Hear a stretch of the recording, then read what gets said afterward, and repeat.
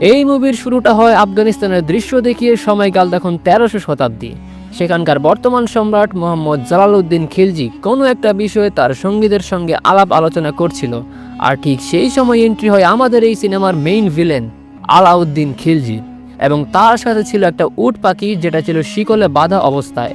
সবাই দেখে তো প্রায় অবাক, এমনকি সুলতান নিজে পর্যন্ত অবাক।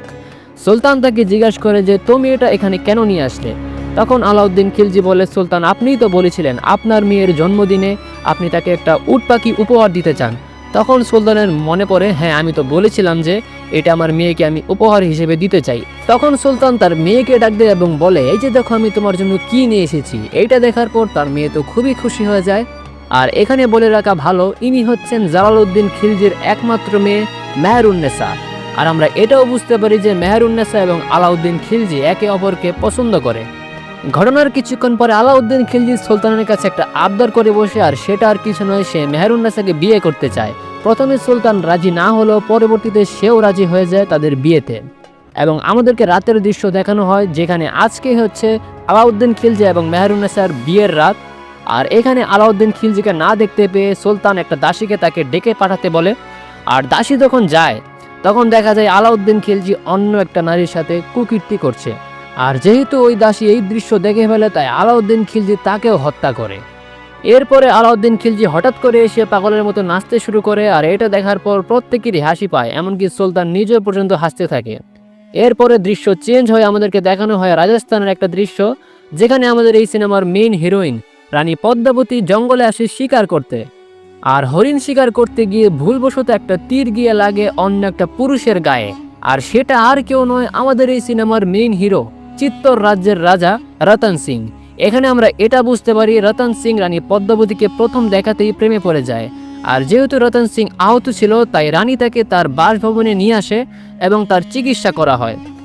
আর অন্যদিকে আমরা দেখতে পাই রাজা রতন সিং যেহেতু নিখোঁজ, তাই রাজ্যের সকলে থেকে খোঁজার জন্য বের হয়। আর তারা যখন পদ্মাবতীর কাছে আসে, পদ্মাবতী তা প্রাণের ভয়ে অস্বীকার করে। পরের দিন সকালে আমরা দেখতে পাই রাজা রতন সিং কিছুটা সুস্থ হয়েছেন, আর পদ্মাবতী তার আশেপাশে ঘোরাফেরা করছেন। আর রাজা রতন সিং যেহেতু পদ্মাবতীকে পছন্দ করেন, তার এর কিছুক্ষণ পরে রাজা রতন সিং তাকে বিয়ের অফার করে। রাজার কাছে এমন অফার পেয়ে পদ্মাবতী নিজেও রাজি হয়ে যায়। এর পরবর্তীতে আমরা দেখতে পাই চিত্তরের দৃশ্য, যেখানে রাজা রতন সিং রানী পদ্মাবতীকে বিয়ে করে সরাসরি রাজ্যে নিয়ে চলে আসে। আর জেনে রাখা ভালো, ইনি হচ্ছেন রাজা রতন সিং এর প্রথম স্ত্রী, যে কিনা রাজার দ্বিতীয় বিয়েতে একদমই খুশি হননি। এরপরে আমরা দেখতে পাই জালালউদ্দিন খিলজির অবস্থা, যে কিনা তার রাজ্য নিয়ে খুবই চিন্তিত, কারণ মঙ্গোলিয়া সাম্রাজ্যের রাজা তার উপর হুমকি হয়ে দাঁড়িয়েছে। আর তারা ছিল সংখ্যায় অনেক বেশি, আর খিলজিরা ছিল কম। এইখানে আলাউদ্দিন খিলজি সুলতানের মন জয় করার জন্য নিজেই যুদ্ধে যাওয়ার প্রস্তাব করে। এর কিছুক্ষণ পরে আমরা দেখতে পাই আলাউদ্দিন খিলজি এবং তার সৈন্যরা মঙ্গল সীমান্তে পৌঁছে গেছে। আর মঙ্গোলিয়ারা যেহেতু সংখ্যা অনেক বেশি ছিল, তাই এটা একটা চিন্তার কারণ ছিল। কিছুক্ষণ পরই দুই পক্ষের মধ্যে বিকট সংঘর্ষ শুরু হয়। আর আলাউদ্দিন খিলজি তার বুদ্ধিমত্তা এবং ষড়যন্ত্রের বলে এই যুদ্ধে জয়ী হয়ে ফিরে আসে। এরপরের দৃশ্যে আমরা দেখতে পাই রাজা রতন সিং তার রানী পদ্মাবতীকে এই রাজ্যের একজন বিশিষ্ট জ্ঞানী ব্যক্তি রাঘব চেতনের সাথে পরিচয় করান। আর এখানে বলে রাখা ভালো, ইনি হচ্ছেন নাটের গুরু, মানে চিত্তর রাজ্যের মর্মান্তিক ইতিহাস এনার কারণেই তৈরি হয়েছে। আর এখানে আমরা এটাও বুঝতে পারি রানী পদ্মাবতীর সৌন্দর্য দেখে এই ব্যক্তিও মোহিত হয়েছেন। এরপর আমরা রাতের দৃশ্য দেখতে পাই, যেখানে রাজা এবং রানী ঘনিষ্ঠ হওয়ার চেষ্টা করছেন, কিন্তু সেখানে আড়াল থেকে কেউ একজন তাদের দিকে লক্ষ্য রাখছে। সেটা রানী পদ্মাবতী লক্ষ্য করেন এবং সেটা রাজাকে বলেন। রাজা তৎক্ষণাৎ সেখানে একটা ধারালো বস্তু ছুঁড়ে মারে, আর সেটা গিয়ে লাগে একজনের বুকে। পরবর্তীতে আমরা জানতে পারি সেই আড়ালে থাকা ব্যক্তিটি আর কেউ নয়, রাঘব চেতন নিজেই তার বুকে থাকা আঘাতের চিহ্নই বলে দিয়েছে, মানে সেখানে সেই ছিল। এটা দেখার পর রাজা খুবই রাগান্বিত হয় এবং তাকে চিরকালের জন্য রাজ্য থেকে বহিষ্কার করেন। পরের দৃশ্য দেখানো হয় জালালউদ্দিন খিলজি তার মেয়ের জামাই মানে আলাউদ্দিনের জন্য একজন দাসী নিয়ে আসে। আর এই দাসী নখ কাটা থেকে শুরু করে সবকিছু করতে পারে। তাই আলাউদ্দিন এটা পরীক্ষা করার জন্য জালালউদ্দিন খিলজির দুজন সেনাপতিকে মারতে বলে, আর সেই দাসী সেই দুজনকেই মেরে ফেলে। এমন কাণ্ডে প্রায় প্রত্যেকেই অবাক হয়ে যায়, এমনকি আলাউদ্দিন খিলজিও পাগলের মতো হাততালি দিতে শুরু করে। এর কিছুক্ষণ পরে আমরা দেখতে পাই আলাউদ্দিন খিলজি সুলতান জালালউদ্দিন খিলজিকেও হত্যা করে, কারণ তার একটাই ইচ্ছা কোনোভাবে খিলজি সম্প্রদায়ের সম্রাট হওয়া যায় কিনা। আর এখন যেহেতু আলাউদ্দিন এই খিলজি সম্প্রদায়ের সুলতান, তাই সে তার রানী মেহেরুন্নেসাকে প্রতি রাতে বেধড়ক অত্যাচার করে। এর পরের দৃশ্যে আমরা দেখতে পাই আলাউদ্দিন খিলজির সাথে দেখা করতে আসে রাঘব চেতন। আর এখানে রাঘব চেতন একটা কাণ্ড ঘটিয়ে বসে, সেটা আর কিছু নয়, সে আলাউদ্দিন খিলজিকে রানী পদ্মাবতীর সৌন্দর্যের সম্পর্কে জানিয়ে দেয়। এইটা শোনার পর আলাউদ্দিন খিলজি তো পুরো পাগল হয়ে যায়, মানে এত সুন্দর নারী আমার কাছে কেন নাই। আর আমরা বুঝতে পারি এখান থেকেই মূল ঘটনার শুরু। এরপর আলাউদ্দিন খিলজি চিত্তরের রাজার কাছে চিঠি পাঠায় আর তাকে বলে চিত্তর রাজ্য আলাউদ্দিনের হাতে তুলে দিতে, কিন্তু রাজা রতন সিং একদম সরাসরি না করে বসে। আর এখান থেকে আলাউদ্দিন খিলজি একদম রেগে যায়, একদম সরাসরি যুদ্ধ ঘোষণা করে। এরপরের দিনই আলাউদ্দিন খিলজি তার সৈন্য এবং ঘোড়া সামন্ত নিয়ে পুরো চিত্তর রাজ্যকে চারদিক দিয়ে ঘিরে ফেলে। আর আলাউদ্দিন খিলজির সৈন্য সংখ্যা ছিল চিত্তরের থেকে অনেক অনেক অনেক বেশি। এরপর রতন সিং এর যুদ্ধ করা ছাড়া আর কোনো উপায় নেই, তাই রতন সিং তার সৈন্যদেরকে বলে আলাউদ্দিন খিলজির সৈন্যকে লক্ষ্য করে তীর ছুঁড়ে মারতে। যখন তারা তীর ছুঁড়ে সবগুলো তীর গিয়ে পড়ে আলাউদ্দিন খিলজির সৈন্যের একদম সামনে, মানে কোনো সৈন্যর গায়ে লাগে না। এইটা দেখে তারা প্রত্যেকেই হাসাহাসি শুরু করে, মানে এইটা আবার কেমন যোদ্ধা। এর পরক্ষণে আলাউদ্দিন খিলজি কিছু সংখ্যক সৈন্য চিত্তরের দিকে পাঠায়। তারা সামনে যাওয়া মাত্র একটা বড় একটা গর্তে পড়ে যায়, মানে এইটা ছিল রাজা রতন সিং এর একটা ফাঁদ। এখানে আমরা বুঝতে পারি রাজা রতন সিংও কিন্তু কম নয়। এরপরে আমরা রাতের দৃশ্য দেখতে পাই, যেখানে আলাউদ্দিন খিলজি অনেক রেগেছিল আর রাঘব চেতনকে ধরে এইটা হুমকি দেয় যে যদি রানী পদ্মাবতী সুন্দর না হয় তাহলে আজকে আমার যতগুলো সৈন্য শহীদ হয়েছে আমি তোর ততগুলো টুকরো করব, এইটা বলে তাকে ছেড়ে দিল।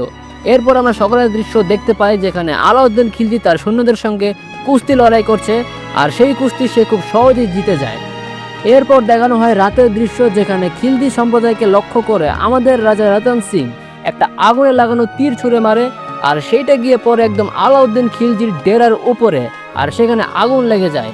এইটা দেখে আলাউদ্দিন রাগান্বিত হওয়ার বদলে আরো নিশ্চিন্তে ঘুমিয়ে পড়ে। এরপর অসংখ্য তীর এক এক করে আসতে শুরু করে আর সব জায়গায় আগুন লেগে যায়। এরপর খিলজি সম্প্রদায়ের সেনাপতি মালিক কাফুর যখন আলাউদ্দিনকে জাগাতে আসে, তখন আলাউদ্দিন খিলজি নিশ্চিন্তে বলে আগুন লেগেছে তো কি হয়েছে, পানি দিয়ে নিভিয়ে দাও, শুধু তাই নয় আমার পাখিগুলোকেও এখান থেকে রক্ষা করো। এইটা বলার পর মালিক কাফুর অবাক হয়ে যায় আর আমরা এটা বুঝতে পারি আলাউদ্দিন খিলজি মনে মনে কোনো একটা জঘন্য পরিকল্পনা করেছেন। এরপরে আমরা সকালের দৃশ্য দেখতে পাই, যেখানে আলাউদ্দিন খিলজি সকালের নাস্তা করছে আর অন্যদিকে চিত্তর রাজ্যে আজকে হোলি উদযাপন করা হচ্ছে, মানে রাজা রতন সিং এর এমনটা পরিকল্পনা যাতে চিত্তর রাজ্যের আনন্দ উল্লাস দেখেই খিলজিরা এমনি যুদ্ধে হেরে যায়। এটাই ছিল তাদের মূল পরিকল্পনার একটা অংশ। এরপরে আমরা দেখতে পাই আলাউদ্দিন খিলজির সেনাপতি মালিক কাফুর রাজা রতন সিং এর জন্য একটা চিঠি নিয়ে আসে আর সেই চিঠির মধ্যে তারা বন্ধুত্বের বার্তা প্রেরণ করে। এখানে রাজা রতন সিং বুঝতে পারে যে এটা আলাউদ্দিন খিলজির একটা নতুন ষড়যন্ত্র, তাই এটা পরীক্ষা করার জন্য সে আলাউদ্দিন খিলজিকে তার রাজ্যে নিমন্ত্রণ করে এবং পরের দিনই আলাউদ্দিন খিলজি তার একটা ছোট্ট ঘোড়ার গাড়ি নিয়ে চলে আসে। আর প্রথমে এসে একটা ভুল করে, সে চিত্তর রাজ্যের সেনাপতিকে রাজা রতন সিং ভেবে তাকে বুকে জড়িয়ে ধরে আর এটাই ছিল তার প্রথম ভুল। এরপরের দৃশ্যে আমরা দেখতে পাই রাজা রতন সিং এবং আলাউদ্দিন খিলজি প্রথমবারের মতো একে অপরের সামনাসামনি হয় এবং তারা আজকে সারাদিন একসাথে কাটানোর প্রতিজ্ঞা করে। এরপর আমরা দেখতে পারি তারা একসাথে খাওয়া দাওয়া করে, এমনকি দাবাও খেলে। এর কিছুক্ষণ পরে আমরা বুঝতে পারি আলাউদ্দিন খিলজি একটু অন্যমনস্ক হয়ে গেছেন, কারণ তার মনে একটাই প্রশ্ন, রানী পদ্মাবতী কোথায়। যখন সে তার লোভ সামলাতে না পেরে এই প্রশ্নটা জিজ্ঞাসা করেই বসেন, সবাই তার উপর রেগে যান এবং তার দিকে তরোয়াল ধরে বসেন। আর রানী পদ্মাবতীর কথা জিজ্ঞাসা করায় রাজা রতন সিং তো তাকে এটাও বলে দেয়, তুই যদি আমাদের মেহমান না হতিস তাহলে তোর গলা আমি এখানেই নামিয়ে দিতাম। আলাউদ্দিন খিলজি চলে যাওয়ার পর রানী পদ্মাবতী রাজাকে জিজ্ঞাসা করলেন, আপনি এটা কেন করলেন? সামান্য কারণে আপনি পুরো রাজ্যের জন্য বিপদ নিয়ে আসলেন। এখন যদি আলাউদ্দিন খিলজির সামনে গেলে এই রাজ্যের বিপদ কেটেছে তাহলে সেটাই উত্তম আর সেটাই করা উচিত। এরপর আলাউদ্দিনকে পুনরায় রাজ্যে ডাকা হয় এবং কিছু শর্ত দিয়ে দেওয়া হয়। শর্ত এটাই যে রানী পদ্মাবতীকে আয়নায় দেখতে হবে এবং কিছু সময়ের জন্যই দেখতে হবে। এরপর যখন আলাউদ্দিন খিলজি এক পলক তাকে দেখে তখনই আয়নাটা বন্ধ হয়ে যায়। আর এরপর আমরা বুঝতে পারি আলাউদ্দিন খিলজি সন্তুষ্ট নয়, এর জন্য সে রাজা রতন সিংকে তার রাজ্যে মানে তার ডেরায় নিমন্ত্রণ করে। আর আমরা বুঝতে পারি এটা একটা ষড়যন্ত্র। যখন রাজা রতন সিং তার ডেরায় যায় তখন সেখানে গিয়ে দেখতে পাই যে কোনো আয়োজন করা হয়নি। আর আমরা বুঝতে পারি যে এটা ছিল তার একটা বড় ধরনের ষড়যন্ত্র। সে তাকে বন্দি করে এবং তার দেশ মানে দিল্লিতে নিয়ে যায় আর সেখানে কারাগারে আটকে রাখে। এরপর অনেকক্ষণ দেরি হয়, রাজা রতন সিং এর সেনাপতি যখন আলাউদ্দিনের ডেরায় প্রবেশ করে সেখানে গিয়ে দেখতে পায় সেখানে কেউই নেই, মানে পুরো জায়গা ফাঁকা। তখনই সেখানে উপস্থিত হয় রাঘব চেতন, মানে এই সিনেমার সবচেয়ে বড় বিশ্বাসঘাতক। আর সে একটাই কথা বলে, যদি রাজা রতন সিংকে ফেরত পেতে চাও তাহলে রানী পদ্মাবতীকে নিজে গিয়ে আলাউদ্দিনের সাথে দেখা করে তারপর তাকে ফিরিয়ে আনতে হবে। এটাই হচ্ছে আলাউদ্দিনের শর্ত। এরপর সেনাপতি এই ভণ্ডকে মারতে চায়, কিন্তু সেটা সে পারে না, কারণ সে এখন আলাউদ্দিনের সদস্য। এরপর আমরা জানতে পারি রানী পদ্মাবতী আলাউদ্দিনের সাথে দেখা করতে দিল্লি যেতে রাজি হয়েছে, তবে কিছু শর্ত দিয়ে দেওয়া হয়েছে। এর মধ্যে একটা ছিল যে তারা প্রত্যেকেই পালকিতে করে আসবে, আর আরেকটা তোমরা নিজের চোখেই দেখে নাও। হ্যাঁ, দ্বিতীয় শর্ত এটাই যে রাঘব চেতনের কাটা মাথা। আর এখান থেকে আমরা বুঝতে পারি যে রানী পদ্মাবতী কতটা বুদ্ধিমতী।